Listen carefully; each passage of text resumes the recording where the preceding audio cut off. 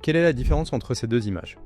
À gauche, une campagne Burberry officielle, à droite, celle que j'ai créée entièrement avec l'intelligence artificielle. Pas de shooting, pas d'expédition en montagne, pas d'équipe de 20 personnes.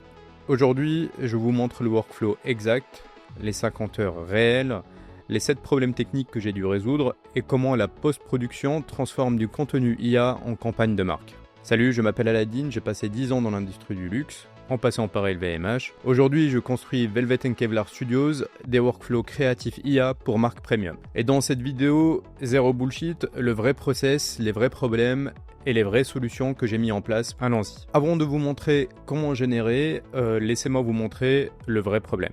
J'ai passé 90 minutes avec Claude AI à construire une stratégie narrative complète. Pas un prompt, mais un vrai système prompt. Je lui dis, je veux créer un concept de North Face sur l'évasion du chaos urbain. On a mappé 8 scènes, chaque beat émotionnel, chaque mouvement de caméra et chaque palette de couleurs. La scène 1, c'est un rooftop à Tokyo d'une personne qui se sent piégée et anxieux. La scène 2, ce sont des mains qui lâchent, c'est une décision qu'il va prendre. La scène 3, c'est la gravité qui s'inverse, une sorte de libération.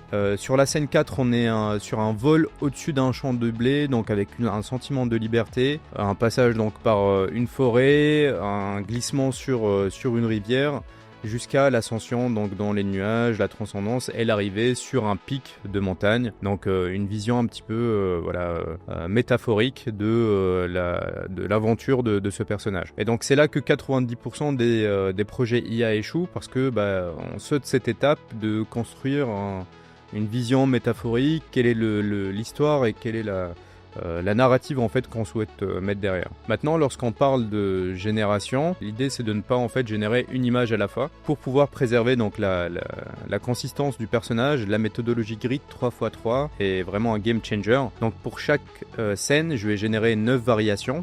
3 angles différents, wide, medium et close, avec 3 compositions différentes. Par exemple, je vais prendre la scène 4 ou le hero shot donc des champs de blé et je vais mettre un prompt exact en donnant à chaque fois un élément très précis pour chacune des cases de ce grid pour avoir à la fin 9 shots différents sur une seule et même image. Et sur les 9 shots, je vais choisir en fait le meilleur shot qui va passer l'étape, on va dire, d'entrer dans le rush. Mais tu vas me dire, mais pourquoi ce niveau de détail? Le fait de toujours rajouter par exemple Shot on Red Monstro 8K, ça va encoder le style cinéma. Ça va pas être de la stock photo, on va avoir la même caméra qui va être utilisée sur chacun des shots. Et la plupart du temps, ça, ceci n'est pas bien prompté en fait pour l'IA, Nano Banana, Midjourney. Il va changer de caméra d'un plan à un autre. Donc ensuite, je vais générer mes 9 variations pour cette scène. Donc 8 scènes x 9 variations, ça nous fait 72 images générées au total. Pour faire ça, Midjourney, ça va être vraiment la base pour construire le style que l'on a envie de donner à l'image. Et puis Nano Banana Pro pour vraiment avoir un rendu de qualité ultra réaliste. Et maintenant, on passe à la sélection brutale. On va passer donc de 70 images générées à 22 qui seront gardées. Et donc ça représente un taux de rejet de 70%. Mais c'est vraiment comme ça en fait que ça se passe pour garder que le meilleur. Donc pourquoi rejeter 50 images? C'est bien sûr l'inconsistance du personnage. Des visages qui changent, la veste qui change de couleur, une palette de couleurs qui peut être off, donc le ciel qui est trop saturé, ou une composition faible, ou alors un look IA qui est trop évident. Donc là, il faut tout simplement supprimer. Donc si vous voulez voir la différence entre amateur et pro, les amateurs ils génèrent et ils gardent la première qui disent elle est pas mal et puis elle va très bien faire le travail. Les professionnels, eux, ils vont générer plutôt énormément d'assets et ils vont garder que celles qui matchent parfaitement la vision artistique qu'ils ont définie au départ. Donc maintenant, j'ai 22 images qui sont parfaites, non? Le problème, elles ont tout un look IA qui est trop lisse. Donc là, la solution, ça va être de passer tout simplement déjà par une phase d'upscaling de ces images. Et puis s'il faut faire des retouches un peu plus poussées, on pourra aller dans Photoshop ou dans Adobe Firefly. L'élément qui va vraiment changer, c'est la correction colorimétrique, donc manuelle avec des curves, des levels, d'ajouter un LUT. C'est tout simplement un masque que l'on vient rajouter en fait sur une image et qui va venir automatiquement ajuster certains réglages de la saturation, du contraste de l'image. Sans cette étape, ça sent l'IA à 10 mètres. Mais avec cette étape, ça va ressembler à du RED, caméra et un effet cinéma plaisant au regard. Donc moi, le problème que j'ai rencontré aussi, c'est que les 22 images avaient des couleurs un peu différentes. Le ciel aussi, des fois, qui allait changer de couleur entre les différentes scènes, alors que c'est censé être le même ciel. Et donc là, il faut faire effectivement un travail de colorimétrie sur chacune des scènes. Donc effectivement, pour faciliter tout ce travail, Weavy AI, c'est vraiment le game changer. Donc c'est pas tout simplement un upscaler. Donc ça va permettre d'organiser visuellement tout le processus de production de A jusqu'à Z. Moi, je l'utilise donc en uploadant tous les éléments que j'ai générés sur Midjourney et je vais créer une sorte de visuel avec duquel je vais partir. Donc là, il n'y a pas besoin de dossier ou de Canva. On a déjà un Canva de production en fait qui est déjà prêt et visuellement donc qui nous aide énormément à aller au bout du processus. Donc pourquoi pas juste upscaler sur Midjourney. On prend les images qui sont faites sur Midjourney, les upscaler directement parce que Weavy AI il va maintenir la qualité pour la génération vidéo et donc ça c'est optimisé pour la pipeline image to vidéo. Effectivement les nodes de production donc Weavy AI va nous permettre de créer des nodes. Donc moi je crée des nodes qui connectent donc l'image à l'upscale, à la génération vidéo, à l'export et donc chaque étape elle est traquée, le version control il est automatique et quand tu dois gérer 45 clips de vidéos générés, tu dois tout simplement générer un système et donc avoir un Canva visuel va énormément nous aider pour ça. Donc le temps gagné par rapport à un workflow manuel, c'est très facilement, je pense, entre 2 et 3 heures, parce que là, tous les assets que l'on a générés sont disponibles visuellement sur une seule et même plateforme. Et maintenant, l'animation, donc voici ce que personne ne vous dit. L'image to vidéo n'est pas automatique. On se dit qu'on va uploader une image dans Kling AI, on clique Generate, et c'est bon. Le résultat, c'est que la personne va bouger bizarrement, la caméra va drifter, ça va peut-être pas être le même personnage, on va avoir un motion blur qui va être faux. Donc ça, tout simplement, c'est inacceptable et ça nous aide pas à avoir un résultat, on va dire, chirurgical dès le départ. La solution, donc, c'est des prompts, donc vraiment bien définis de 200 mots par shot. Et on va utiliser des prompts exacts pour chaque scène et en utilisant aussi les ingrédients et les images comme étant des images de référence. Énormément d'outils qui permettent de faire ça. Weavy AI nous permet d'avoir en entrée de chaque node une image de référence qui va essayer de répliquer à chaque fois.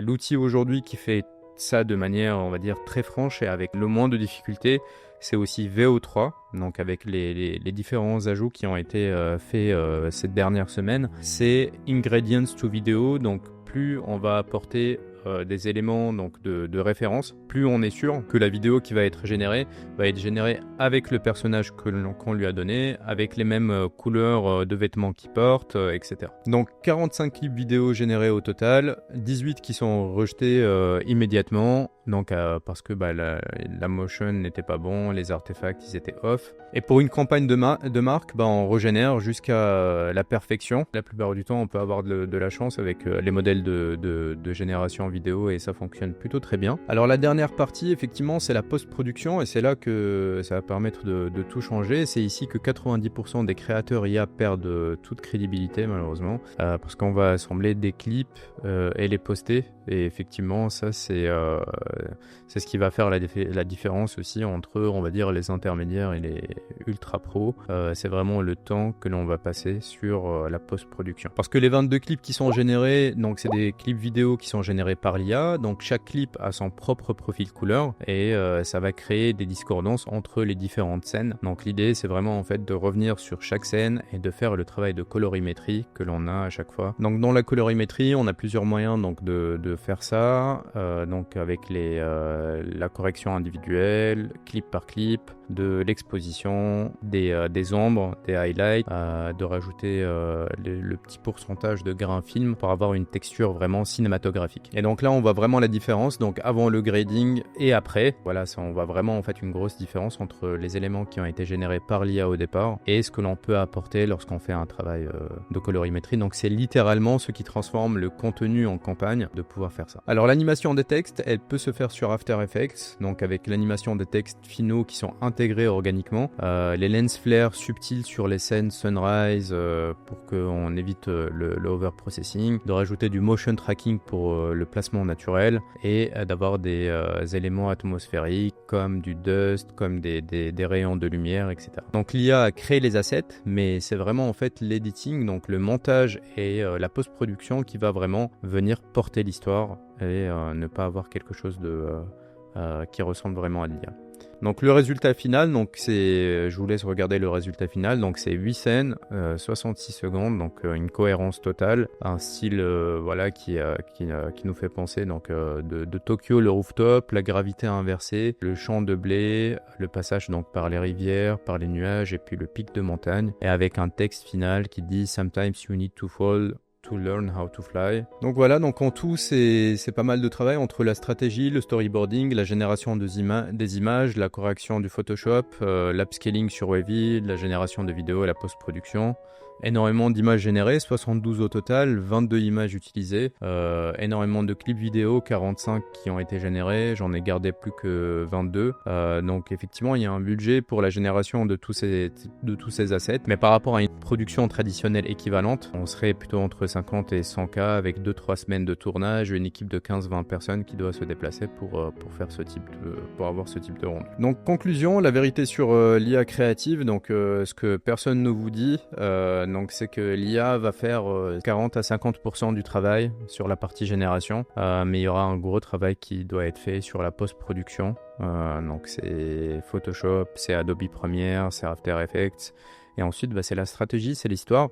C'est pas seulement montrer que l'on peut faire des choses techniquement, mais aussi avoir une histoire derrière qui porte le message de la marque et de la campagne qui a envie d'être transmise aux clients de cette marque. Donc si vous avez une campagne de marque, Midjourney ne va pas vous faire votre film cinématographique. Par contre, c'est la conjonction de tous ces éléments que l'on vient de voir qui va permettre de le faire. L'IA va vraiment accélérer les compétences et va accélérer énormément de choses dans le workflow, mais ça ne sera pas suffisant, on va dire, en sortie de cette boîte, d'avoir de cet outil. Donc c'est ce workflow que je propose aux marques de luxe, donc avec Velvet et Kevlar Studio, donc le studio que j'ai monté pour la production de vidéos IA et de creative workflow en général. Donc c'est pas seulement du contenu IA. Donc le lien est en description pour discuter de votre projet. Abonnez-vous pour les prochains workflows. J'essaye de toujours partager des éléments sur cette chaîne au fur et à mesure que je découvre. Donc je montre tout sans bullshit. Prenez soin de vous. À bientôt.